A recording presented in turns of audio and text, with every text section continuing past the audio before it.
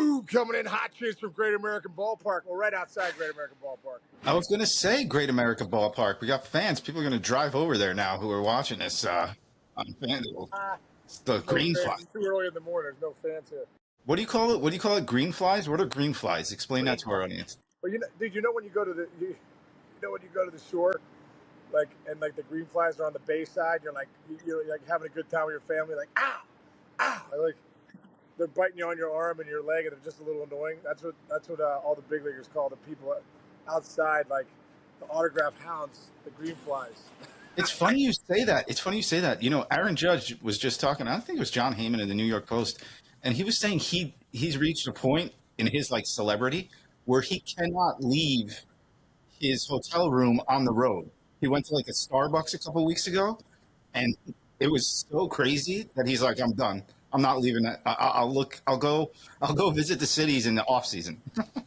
Dude, I remember a couple years ago with Toronto when I was the hitting coach. We were in Toronto and we were just in between hitting sessions. He had just done a round. He comes out and I'm on the back of the turtle there, L screen, and I'm like, "Hey, what'd you do today? Did you get go to lunch? You get a coffee?" He's like, "Nah, I go stay in your room all day, huh?" I go the Ken Griffey Jr. treatment, just like those guys are prisoners of their own fame, dude. They're prisoners of their own fame. It's like, but I said to him too. I said, "Hey, listen, man. I really believe that, God's given you such a platform to impact so many people, and that'll outweigh that you can't go get lunch on the road for a few years." You know what I mean? He's like, and I don't think he would trade that for anything. But yeah, dude, that must be tough. It's just a different level of celebrity to go out and I used to witness it. We'd come out in like New York, playing the Mets. We'd go to lunch, me and Griff, me Junior and Dunner or something. Dude, it was incredible. Like, so many people just would come on us, and it was like, "Hey, everybody back up. This is insanity." And I remember when I was with the Red Sox, we used to go through the the kitchen area because of Big Poppy and Manny and those guys. It was mayhem. So it's the price of fame, Chinch. Hey, it's a price of fame. Judge even said, he goes, "I want to trade it for the world. I'm a New York Yankee." Like, come on. Exactly, dude. Exactly. One guy who's probably gets that treatment in Cincinnati right now, and is going to get it everywhere else he goes as he keeps getting better, getting ready on pace for a 30-30 season, is Elly de la Cruz. And he's one of the big bright spots for their squad in Cincinnati that's struggling. So I wonder what Terry Francona is thinking, where his mindset's out there. They're 9 games back right now, Case. You know what? It's really funny, Chinch, because there goes the truck. So maybe the Mick Ultra truck's leaving, so that might help our sound. Oh, good. You know what? The Reds have just been such an interesting team this year because they're right at 500. They're a game over 500. They're 3 games below 500. They've just kind of been hovering there. TJ Friedel's been swinging well. De La Cruz has been okay. I know it's 30-30 we're talking about, but like, you kind of want him to be that star player. You know what I mean? You want the 850 plus OPS. You want a little bit probably more out of him, but right now he's giving you 30 on pace for 30-30. Still playing good baseball. Spencer Steer's getting it going. McLean's been the one guy. I think McLean, they'd really like to have him, get hot. Tito's had to drop him down in the lineup, towards the bottom, 8-9 now. He used to be in the leadoff role. I think they're a few big hits away from. I think they're 5-10 in 1-run games. And I think if you look at the division change, the Cardinals, I believe, had a 9-game win streak or something like that, maybe even 10 games. And the Brewers have had an 8-game win streak. The Reds haven't. So they're sitting 3 games below 500. But they just, they really haven't made a run. I saw Tito said something the other day. If I had a magic elixir that I could figure out how to get that big hit or how to get on a winning streak or just get over the hump, I think he would. But I think the offense has let them down a lot this year as far as like these 1-0 games, 2-1 games, 3-2 games. In those 1-run games, they're just not scoring runs. Right. And they've had a couple outburst games. They had that one game when they scored 20 runs, I think, but so they have some offense in there, man. But they just have not been able to string together the big innings, the big games in a row, stack some games, get that nice 6, 7, 8 game win streak where they can get over the hump. I think that's what they need, because they're win 1, lose 1, win 1, lose 1, win 2, lose 2, win 2, lose 2. Like, that's who the Reds have been all year long. And obviously, we're 63 games into the season. There's still 100 to go. So I just really believe this team could get hot. You know, Hunter Green just went down again with his little groin injury, and dude, having groin injuries is never good because I almost feel like you need some time to let those heal. Obviously, he came back from the first groin injury for a few starts, tweaked it again the other day. They decided to put him back on the IL just to make sure to calm it down. But he's a big factor, man. You know, you've got to have him in that rotation, leading the way. Yeah, they're right behind. It's right behind me, dude. These guys will get going soon.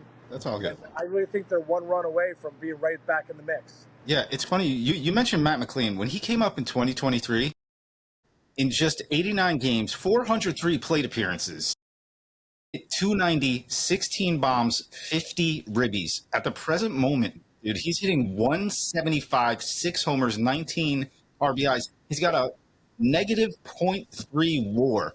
And, you know, we got to talk to him last year before he got hurt. Here's a little bit of what he said about his mindset. You know, at times the big leagues can be tough, or, you know, you're trying to get your numbers and stuff like that. But whenever you're going for the team first, I always feel like your numbers will end up being there. Where do you get that mentality from? Is it from growing up? You know, was it, you know, a coach in the minor leagues, or where do you get that mentality of that team first? I don't know, but I've always thought that, you know, if you put the team first and like what you're doing, how am I going to help the team win today? That's going to put your numbers where they need to be. Like if just like you said, if the team's first, like your numbers are going to fall in place. If you're truly doing everything you can to help the team win, you're going to make yourself a better player, one, and two, it's going to take pressure off you and the numbers are going to show up. I love that, man. I love that. What about for you, man? Like, you're drafted twice in the first round. That's pretty cool. Being out of high school and college in the first round. What was your decision not signing at a high school at the first round? I mean, that must have been a tempting proposition to pass up. Yeah, it was. But I mean, when you have a school like UCLA, I mean, that was my dream school. It was where I wanted to go from day one. My dad went to UCLA, so I had grown up going to the football games, you know, being a fan, baseball games, and just the reputation that they had, Coach Savage and Coach Ward and everyone up there. Was like, you know, I have a great fall black, like, it's weird to call it like a fall back plan on, but at the point that I got drafted, it was like, you know, what's the worst case? I'm going to go to UCLA and play baseball. Like, that's a great situation for me or anyone to be in. Right. So it was where I wanted to be. Like, you know, obviously I had a number, they didn't meet it, and I'm going to UCLA, and I was happy with it, and never looked back. Yeah, well, it worked out, bro. It worked out. Thank you. Yeah, which is great for you as a player. You know, when I look back at your minor league numbers, when you in Chattanooga, you hit 230 with some bombs, but I, you know, then you get to Louisville, and it feels like something clicked. You know, you throw a 340 out there, 16. You had 12 bombs there, obviously 16 in the big leagues. Can you what was there something mechanically? Was there something in your process, in the mental side of it? You know, what was it for that it clicked for you in pro ball where you're like, okay, now I'm starting to understand this? Yeah, I think you know, just getting my foot in the door and, you know, just kind of playing that first year in Chattanooga. I didn't necessarily have a great plan. I was kind of playing it like college, and then, like, you know, you got to think a little bit different as well. Like, you got to, like, you know, sometimes you got to shrink the zone. The pitches are better, stuff like that. Learning to sit on pitches, like when the time is, either you can, when not to, and just ultimately shrinking the zone. Mechanically, there were some minor things, but nothing major. I opened up a little bit. That helped. Right. But nothing really major other than being more disciplined in the zone. And I think I did a lot of like overtraining stuff, which I enjoy, like, you know, super firm velo or super nasty breaking balls, stuff like that. And just holding myself to that, holding myself accountable in practice to, like, training way up here so the game slows down a little bit. I think that has helped me this past year, and I'm going to take it into this year. I love that, dude. Do you find that, I know that was one of the adjustments for me when I got to the big leagues, was I felt like stuff was moving later. You know what I Yeah. mean? The two seamers a little later, the cutter's a little later on you. You know, the changeup's got a little more fade late. Did you find that to be the same thing? Because you talk about vision, like, oh man, training the velo, then training the nasty hook. You know, did that allow you when you got to the big leagues to be like, oh man, I'm training for this kind of pitching? I think so. Honestly, like in game, there's nothing you can prepare for it. Like some of those guys, it's like, whoa, like strap it in, just compete. Like, and it's like, but that's the fun thing about it is like you can work towards that to where it's like, you know, I want that to feel like, you know, I'm ready. Like when you feel like you're ready for that and you're prepared for anything they throw, that's a good feeling. I mean, you know what it feels like. Oh yeah. Yeah. Oh Yeah. yeah. There's no doubt. Do you feel like mentally, you know, you talked about maybe sitting on pitches in certain situations. Obviously, if a guy, one thing I noticed too, preparing, you know, as the hitting coach, man, a lot of guys are throwing. This guy's a 47% slider guy. This Yeah. guy's, you know, it's not like, hey, this guy's throwing 75% heaters, and then, you know, Yeah. and then he's, you know, I think there's more sliders, more cutters. Was your approach at the plate off the fastball, or are you pretty much guy by guy, you know, guessing a little bit? No, I'm off the fastball. But one thing I did, I had never sat on a pitch until like double A, like halfway through double A. I was always off the fastball. I was like, dude, like, yeah, like you said, there's some guys that are reversed. They're throwing 70% sliders, 30% fastballs. Why would I not sit on a slider? Right. And so that's one thing that I'm learning. I'm still learning. I'm not great at it, but I'm getting better at it. Like, you know, dude, sit on it for an at bat or a pitch or two, and then go back. But I mean, 90% of the time, I'm off the fastball. Yeah. Yeah. Well, game's hard enough sometimes. Like I always feel like sometimes when I guess right, I'm like, oh, it was the nasty one. Yeah, like, yeah. I guess right, but it was still the nasty slider. But you're right, dude. If it's 70%, one of those pitches is going to be a mistake. One of those, they're not going to throw you three nasty sliders. One of those they're going to hang. 100%. Yeah. Yeah. Dude, I really believe he's the big piece. When he went down last year with that shoulder injury, missed the whole season, I think that was a big hit to the offense because when you go back, like you were saying, 2023, 16 pumps, 290, and you know, pretty big sample size, 400 at bats. But this game's tough enough. I wonder if he's still a little injured coming back from that, you know, shoulder surgery. I know I had shoulder surgery, you know, 1 year. I felt like it took me 2 years, 2 seasons to get back, a full year of like everything to get back. So you wonder about his timing, you wonder about his, you know, his health. But you're right, Chinch, man. At the end of the day, Matt McClain, I really believe that he's the key to that lineup getting going. You know, everyone's looking for that big bat. I think McClain's that bat if he can get going.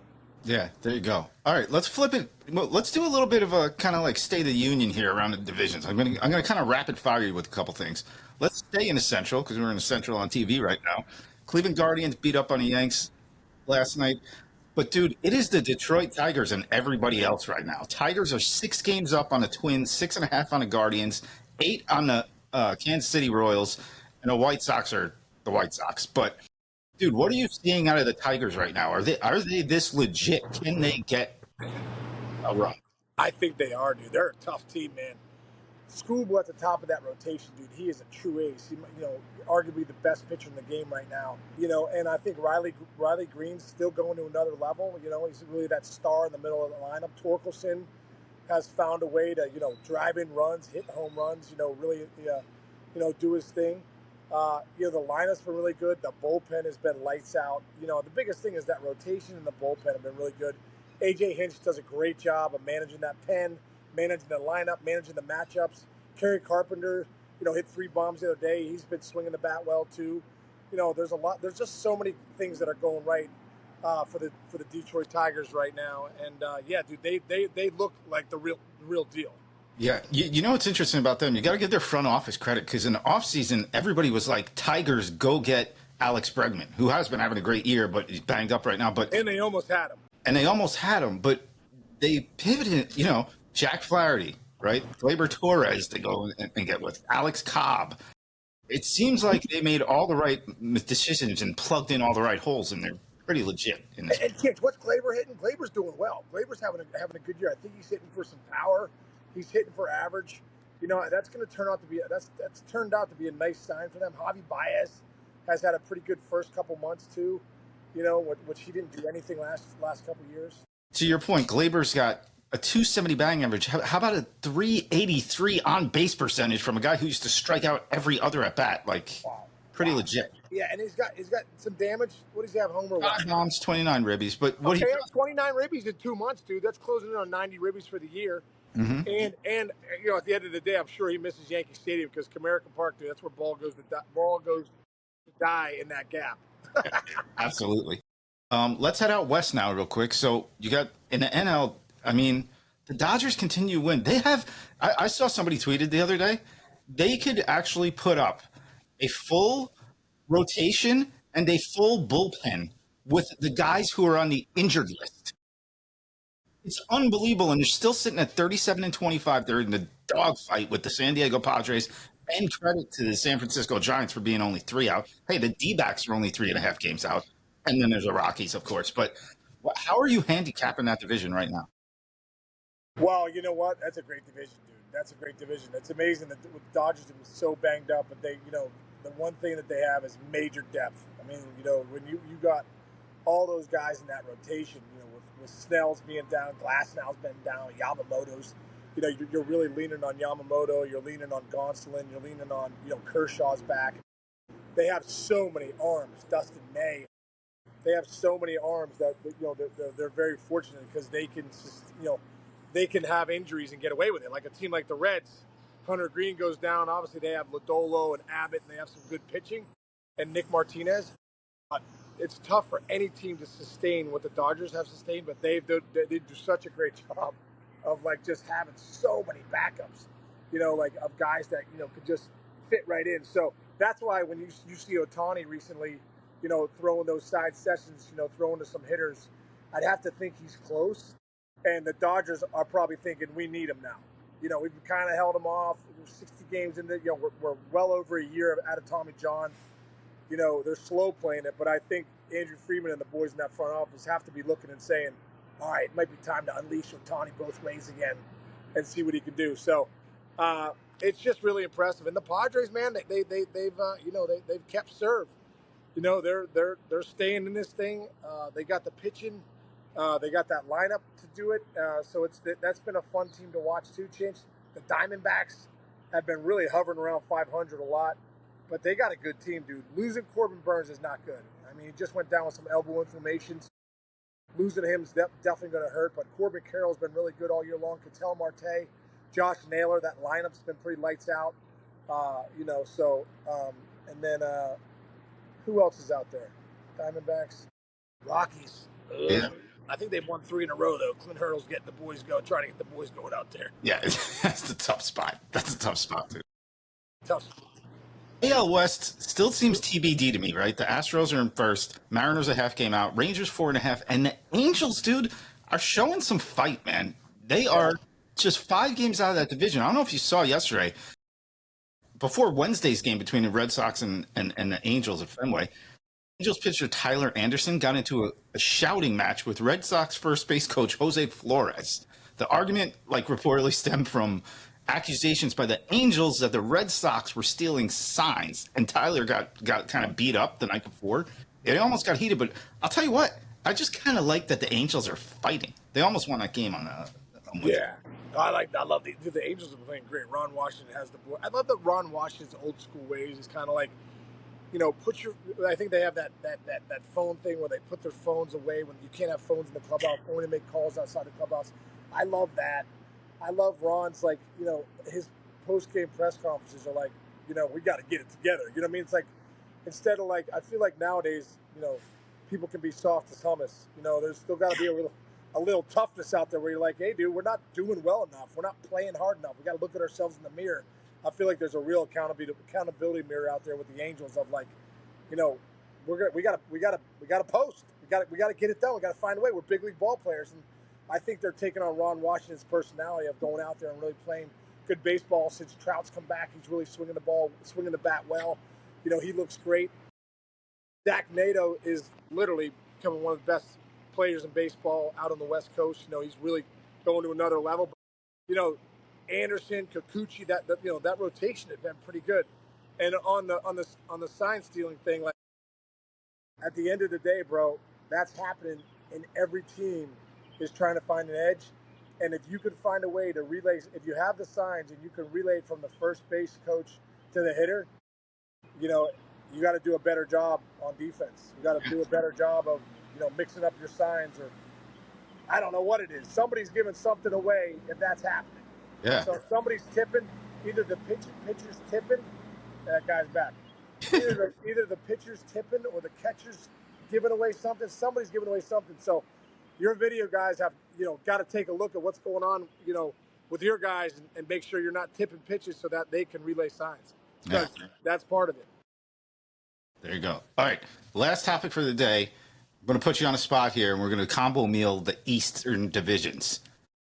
John Casey, who is the best team in New York right now? Is it the Yankees or the Mets? The Mets have been really good. I think the Yankees are good, though, man. I really do. I think the Yankees, obviously, they're right there record-wise, and they're both really good teams. But I just feel like the Yankees I think with the emergence of Carlos Rodon and that rotation, obviously Max Fried doing what he's doing, but Rodon really becoming an ace in that rotation. He looks really good. They have enough, I believe, in that rotation to be really legit. And, when you go up and down that lineup, Chinch, I think they've been so consistent. Aaron Judge is the best player in the universe, and the bullpen's been really good. So I have to go with the Yankees right now. What do you think, dude? I think the Yankees might be the better team, but the Mets are in right now, I think, a scarier division. So it's I think the Mets have a tougher go. Plus, I think the National League is clearly a better league than the American League. Like, they're going to play tougher teams than the Yankees throughout the year. So I think the Yankees may wind up with a better record, even if the Mets kind of outplay them. Okay, that's it. Okay, I see that. And also, too, in the East there, it looks like the Blue Jays are starting to make a run. They're hanging in there. Just 5.5. Yeah, a few games over 500. They've been swinging it well. Bichette's been good at the top with Guerrero. They've been having some guys. Springer's been pretty good. The rotation's been really good out there in Toronto. They're hanging in there. There you go. Hanging in there. You hang in there, dude. You've been hanging onto your phone the entire time for this show. Well, dude, listen, if anyone hasn't seen the Will Clark episode where he held his phone for 1 hour, I just told Chinch, I go, dude, I got nothing to put my phone on, but I'm going Will Clark. Will Clark held his phone for 1 hour. I don't know how my labrum right now is so on fire, and my teres minor rotator cuff right now, I might have to call Dr. Krebchak, see if I can get surgery again. Like Will Clark did it for 1 hour, dude. Didn't even move. The camera didn't even shift. It's hysterical. Nice. All right. Well, put your arm down. Have a great day at the ballpark. Great American Ballpark. Great American Ballpark. They got a little workout today, and my son Jake's getting out there for a little workout. It's going to be just really cool, man. Really cool to see. I remember being here when this park was first built, and it was my home for a few years. And obviously, love Cincinnati. Feels like I'm back home, dude. I love this place so much. And see my son out here having a tryout for the Reds, or not a tryout, but a workout for the Reds is it's going to be really cool, man. So I'm looking forward to it. I'm about to walk over there right now, dude, and just love it. There's the Reds Hall of Fame right behind me, dude. With that, so I'm somewhere in there, bro. I'm somewhere. You're in there, dude. I love it. It's so great. So grateful. So grateful. All right, stay away from the green flies, buddy. There's no green flies out here right now, dude. They're not looking for me. They're looking for my autograph or anybody's out here right now. But I love you, brother. And have a great day. Everyone out there, we appreciate you listening, subscribe, and download if you can. And for all the people that are watching on FanDuel right now, we just want to say appreciate you watching. Go Reds. Go Guardians. All the Ohio teams are watching. All right. See you, buddy. Love you, my man. Love you.